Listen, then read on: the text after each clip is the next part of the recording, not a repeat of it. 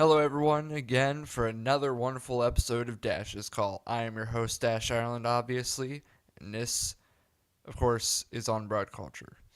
As you may know, Broad Culture is doing a series of bracket tournaments because, after all, it is March, and we're at the peak of March Madness, basically. Although, now John started it, and I'm the second one to be joining in. Spencer, of course, he's been lagging on videos, and we always give him shit for it. That's like a staple, but we mean no harm. But we still grill him about videos. Then again, we can't blame him because of his work schedule. Okay, so I have 7 brackets, and some of these were pretty hard, and some of the polls were pretty torn because most of these were heavily polled, and so there's not much of a bias, but one of them will be heavily biased because one of them depended on me and solely me. And I'll get to that. So, the first bracket we had was for Best Classic Rock Band. In round one, we had Heart, Bon Jovi, Black Sabbath, Lynyrd Skynyrd, Van Halen, Rolling Stones, Queen, Kiss, The Beatles, Blue Oyster Cult, Led Zeppelin, Def Leppard, Pink Floyd, AC/DC, The Doors, and Motley Crue. In round one, Bon Jovi beat Heart, Black Sabbath beat Lynyrd Skynyrd, the Rolling Stones beat Van Halen, Queen defeated Kiss, believe it or not, the Beatles beat Blue Oyster Cult, Def Leppard beat Led Zeppelin, AC/DC beat Pink Floyd, and Motley Crue defeated The Doors. Honestly, I'm surprised that AC/DC beat out Pink Floyd and that Def Leppard, of all bands, beat out Led Zeppelin.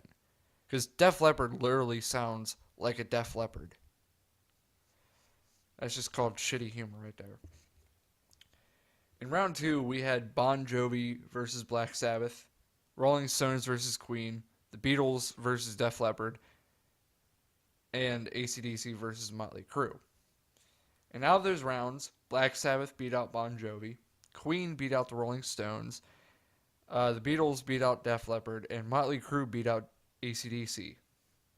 In round three, we had Black Sabbath versus Queen and the Beatles versus Motley Crue. Out of those 2 rounds, Queen beat out Black Sabbath and the Beatles beat out Motley Crue. In the final round, the winner was the Beatles. And it was a narrow victory because it was almost nearly tied and I had to make a judgment call. So I called in a friend, and the ultimate winner ended up being the Beatles. So that's actually kind of good. But I kind of expected it to be Queen versus Beatles because those are 2 of the most iconic rock bands of all history.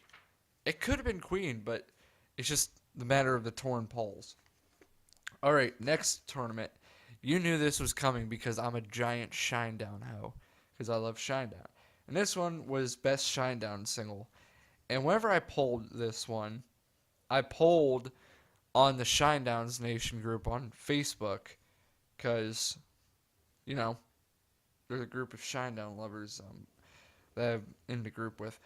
And so I polled. I got pretty good responses on this. So, round one, we had If You Only Knew versus 45, Monsters versus Get Up, Enemies versus Bully, Cut the Cord versus Devour, Devil versus State of My Head, The Crow and the Butterfly versus Second Chance, Simple Man versus I'll Follow You, and Diamond Eyes versus Sound of Madness. Now, disclaimer, whenever I make these polls, I make sure each item is randomized because it's just like to make sure that everything is fair and whatnot. Okay, and the winners of round one, If You Only Knew beat out 45, Get Up beat Monsters, Enemies beat Bully, Devour beat Cut the Cord, Devil beat State of My Head, Second Chance defeated Crow and the Butterfly, I'll Follow You beat Simple Man, and Sound of Madness beat Diamond Eyes. So, of course, when you go in that order, the winners of round two were If You Only Knew, Enemies, Devil, and Sound of Madness. And winners of round three were If You Only Knew and Sound of Madness. And that was and our final round was If You Only Knew versus The Sound of Madness. And the winner by an overwhelming victory was Sound of Madness. I kind of expected that because everyone keeps touting the Horn of Sound of Madness album. Next up, Best Breaking Benjamin Single. And I had to go off of songs I kind of knew, but I also had to go off of ones that people knew as well. So in round one, we had I Will Not Bow versus Ashes of Eden, Breath versus Never Again, Angels Fall versus Diary of Jane, So Cold versus Red Cold River, Until the End versus Torn in Two, Sooner or Later versus Rain, Failure versus Tourniquet, and Blow Me Away versus Polyamorous. And the results of round one were I Will Not Bow beat Ashes of Eden, Never Again beat Breath, Sorry John, but Diary of Jane beat Angels Fall. And if you do not know this, John's favorite Breaking Benjamin song is Angels Fall. So Cold beat Red Cold River, Torn in Two beat Until the End, Sooner or Later beat Rain, Tourniquet beat Failure, and Polyamorous beat Blow Me Away. In round two, I Will Not Bow beat Never Again, Diary of Jane beat So Cold, Torn in Two beat Sooner or Later, and Polyamorous beat Tourniquet. And then round three, Diary of Jane beat I Will Not Bow, and Torn in Two beat Polyamorous. So final round, Diary of Jane versus Torn in Two. The winners being Diary of Jane, which, again, not surprising because Diary of Jane is pretty much what made Breaking Benjamin break out. Okay, here's another poll. This is a shorter poll. They're like, this is the shortest poll of them all. And I tried to randomize these lists, but I wanted to set it up to where I have an ultimate finale of a big-ass poll. Okay, so this one was for worst live-action anime adaptation, pretty much. And this one is bound to get people heated, but it was some easy voting. And I had to have John and Spencer and others in Broad Culture vote in a poll I made so that I could finally get shit done. Round one was Dragon Ball Evolution versus Netflix's adaptation of Full Metal Alchemist. The Netflix adaptation of Death Note versus Bleach, also a Netflix adaptation. M. Night Shyamalan's The Last Airbender versus Fist of the North Star. And Ghost in the Shell versus Speed Racer. Results of round one was that Dragon Ball Evolution beat Full Metal Alchemist because people know Evolution more than Full Metal Alchemist when it comes to shitty anime adaptations. And of course, everyone hated Death Note. Not many people knew Bleach, and plus, John has told me that Bleach itself sucked as an anime, so you can't really say anything. The Last Airbender beat out Fist of the North Star because I didn't know Fist of the North Star had a live-action adaptation, but everyone's still heated about The Last Airbender, and they hated it. And then Ghost in the Shell beat Speed Racer, because Ghost in the Shell somehow got widely hated, and I didn't care. I haven't gotten to watch it yet, even though it's been like over a year or so like that.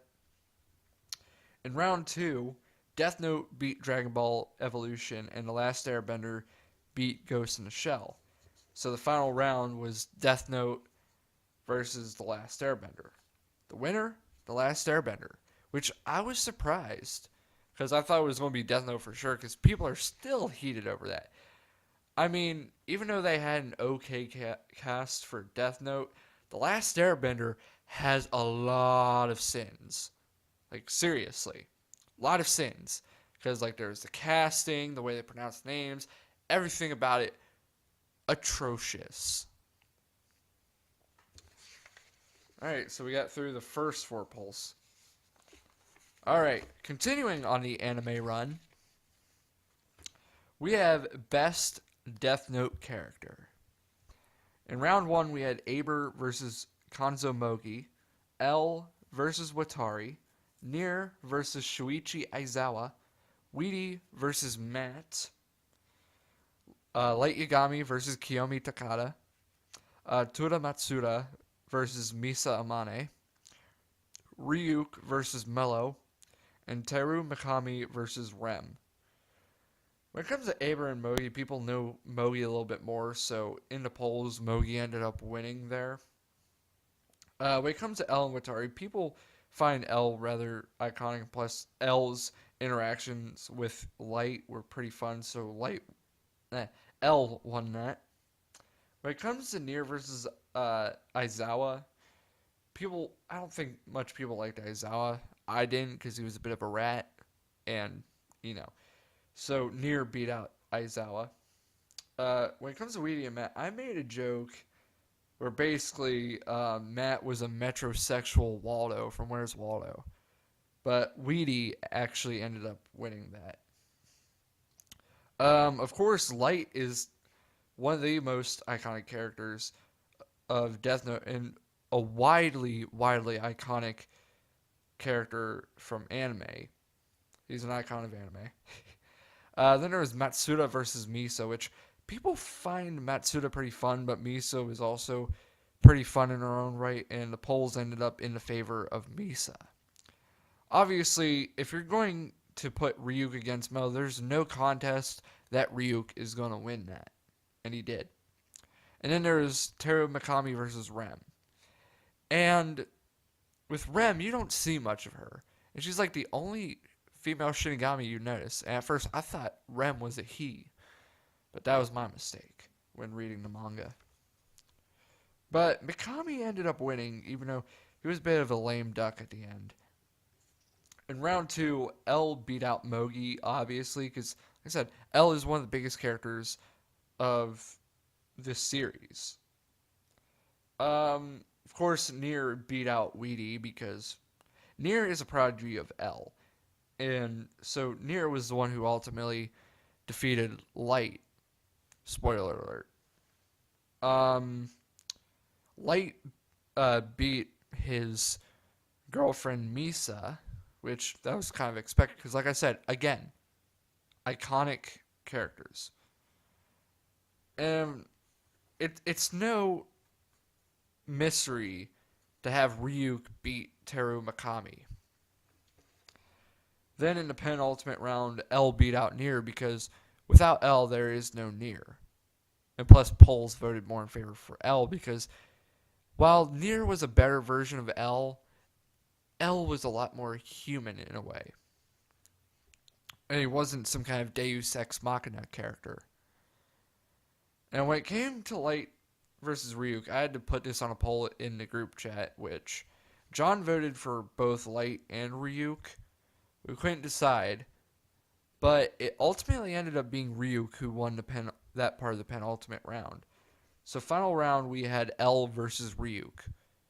But obviously, the most iconic of these two characters is Ryuk. Probably the most iconic of the entire series, considering Ryuk is just that one guy you can really love. He's a trickster character in Death Note. Plus, they just love the design. So Ryuk won the best Death Note character poll.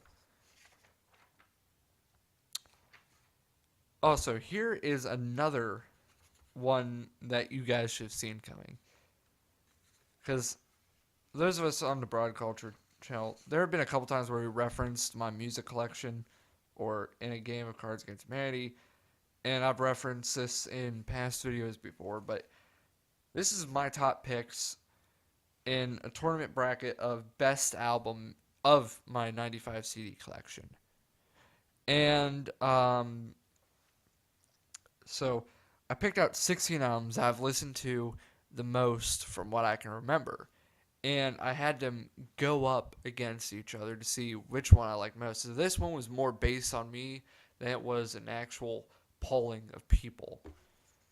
So in round 1, we had Attention, Attention versus The Black Parade.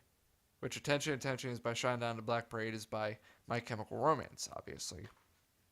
Then we had Yes or Yes by Twice versus Point 5, The Grey Chapter by Slipknot.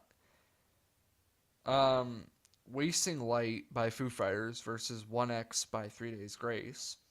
The Stage by Avenged Sevenfold versus Hardwired to Self-Destruct by Metallica. Ember by Breaking Benjamin versus Toxicity by System of a Down. Conspiracy of One by The Offspring versus Evolution by Disturbed. Led Zeppelin 4, the fourth self-titled album by, of course, Led Zeppelin. Smoke and Mirror versus Smoke and Mirrors by Imagine Dragons. Nevermind by Nirvana versus When Legends Rise by Godsmack. Attention Attention by Shinedown ended up beating The Black Parade by My Chemical Romance because while My Chemical Romance had a couple good songs, of course it's bound to annoy me a little because back when I was in high school I had no clue what My Chemical Romance was. It was annoying to hear that damn piano riff every single damn day from the track Welcome to the Black Parade. So Shinedown beat them. When it came to Yes or Yes versus .5 The Great Chapter, there's probably only one or two tracks I liked off that mini album, Yes or Yes. But .5 The Great Chapter won because there are many more tracks I liked, like XIX, which is just 19 in Roman numerals, Sarcastrophe,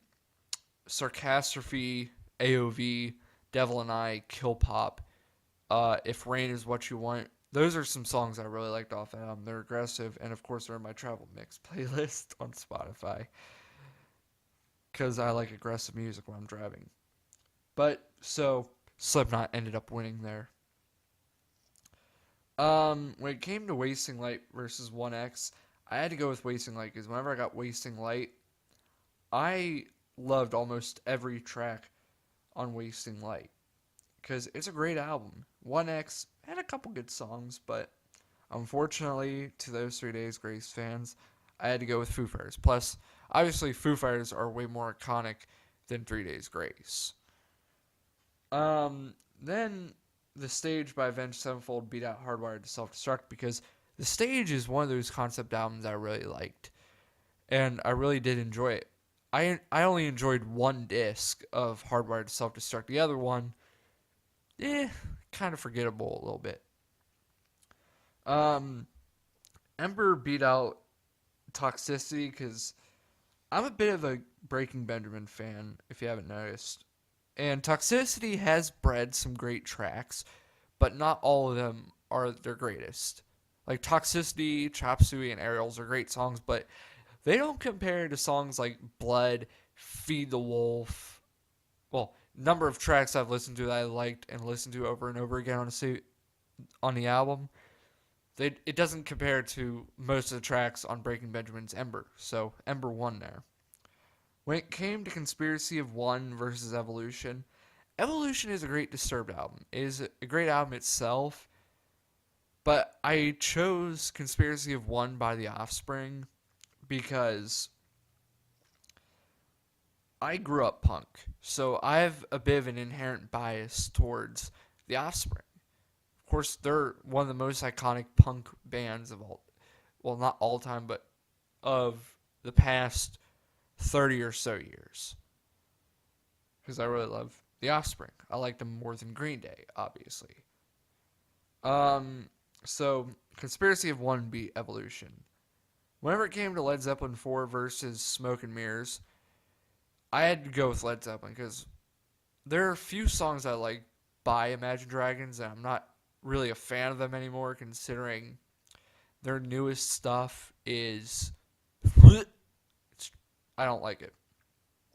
So obviously Led Zeppelin 4 won.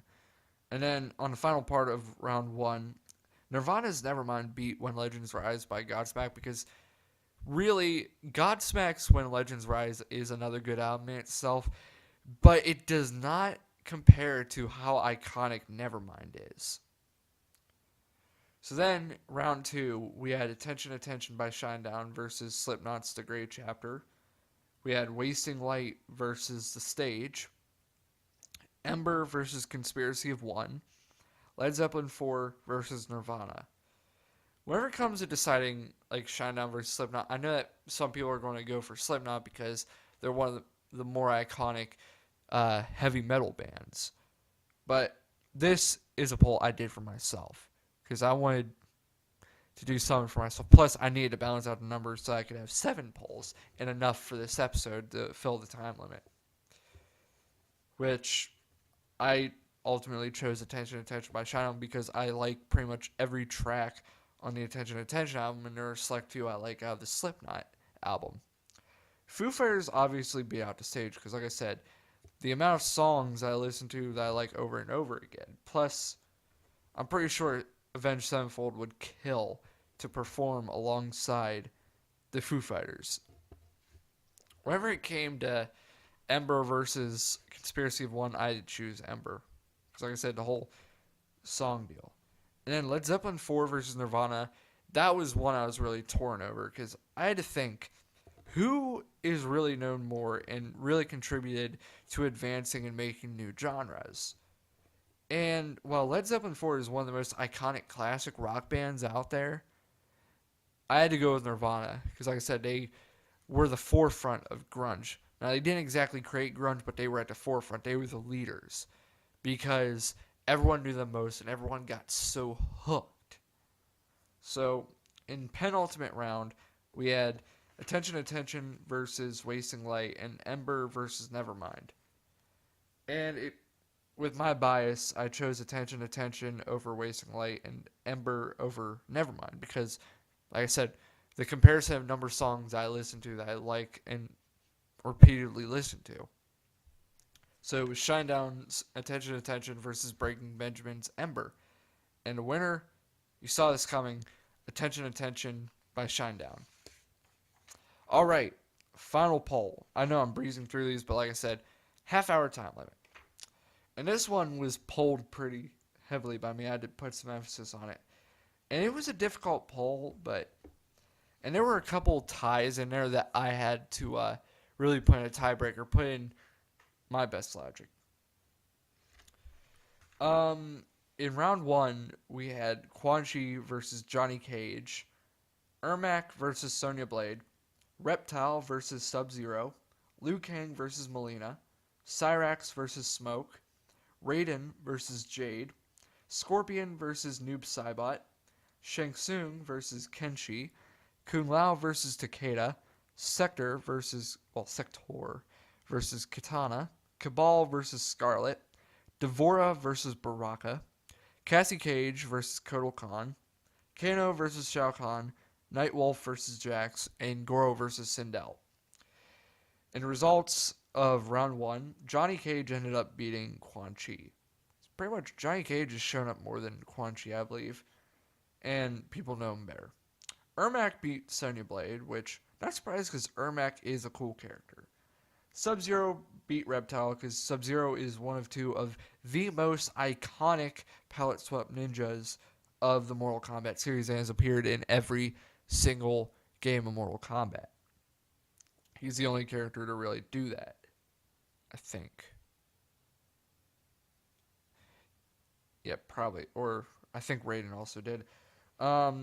Liu Kang beat out Melina because Liu Kang is an OG just like Johnny Cage and Sub-Zero. Cyrax beat out Smoke because Cyrax is the yellow cyborg that really has some cool stuff, like the net and whatnot. Raiden beat out Jade, which that's no surprise because, like I said, Raiden is an OG. Scorpion beat out Noob Saibot. Now, a lot of people like Noob Saibot, kind of like John does, even though John doesn't play much Mortal Kombat. Pretty much he never does. But Scorpion won because, like I said, very, very iconic. Shang Tsung beat out Kenji because, then again, Shang Tsung, very iconic villain. Takeda surprisingly beat out Kung Lao, which Takeda has some cool stuff to him. Katana beat out Sector, no surprise there. Cabal beat out Scarlet, which I'm not surprised there because Cabal has been around longer and he has an iconic look, while Scarlet, she's finally being factored into the story and becoming important, but I really do believe that she will be the breakout character, the breakout star of Mortal Kombat 11. Baraka beat out Devora because people who voted there still salty about Devora killing Baraka. Plus, Baraka has been here since MK2. So, obviously, they're going to love Baraka. Cassie Cage beat out Kotal Khan, which this is one of the ties I had to break, which I went for Cassie Cage because, while Kotal Khan has a cool design and whatnot, it doesn't care to how Cassie Cage got a lot of good responses, and her fatalities were pretty damn cool. Shao Kahn beat Kano, which I'm surprised because Kano is an OG. But then again, Shao Kahn is the most iconic villain of all Mortal Kombat, and he's pretty cool with that Warhammer and a mask. Well, not a mask, but a helmet. Nightwolf beat Jax, which, like I said, another tie that I had to break. And I went with Nightwolf because me and my father really love Nightwolf, of all things considered. And then Goro beat out Sindel because Goro is like the second or third most iconic villain of the entire game franchise. In round 2, Johnny Cage beat Ermac. Sub-Zero beat out Liu Kang. Raiden beat Cyrax. Scorpion beat Shang Tsung. Takeda beat Katana, which was surprising, to say the least. Baraka beat out Cabal, not surprised. Shao Kahn beat Cassie Cage. And Goro beat Nightwolf. I'm not surprised about any of these, really, because it's just, I mean, Takeda was a big surprise considering Katana has been around longer, and she's like the most iconic female assassin character of the Mortal Kombat franchise next to Mileena. Then in round 3, Sub-Zero beat Johnny Cage. Scorpion beat Raiden. Baraka beat Takeda. And Shao Kahn beat Goro. Because, Shao Kahn.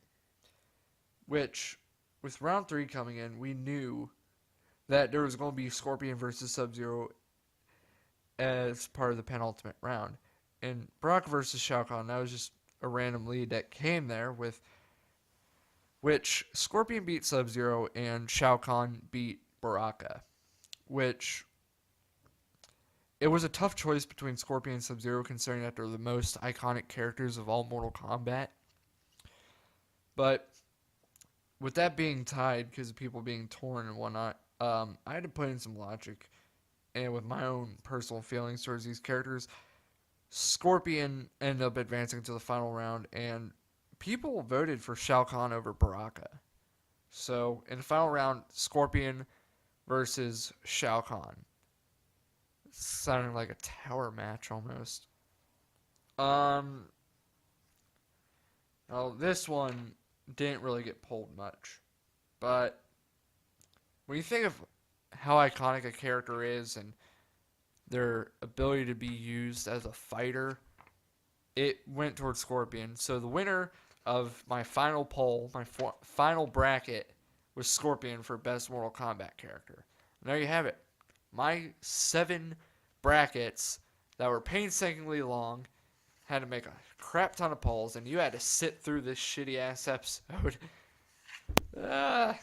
Usually my other episodes are more interesting, because I actually have something to talk about instead of having to stare at all this brackets I had to draw on paper that look shitty as hell. But yeah, that's my March Madness episode. If you liked the video, give us a like, subscribe to our channel, blah, blah, blah, you know it. And of course, I have been your host, Dash Ireland, and this has been Dash's Call. We'll see you next time for the promised 15th episode, the special deluxe episode, in which I am joined by Hal, John, and Spencer for religion and science discussion, which we're still wondering. We still have yet to figure out if Spencer can definitely come in because of his work schedule, like I said. But it's definitely going to be a fun episode, and we are looking forward to this panel discussion because we have been working on organizing this episode since January.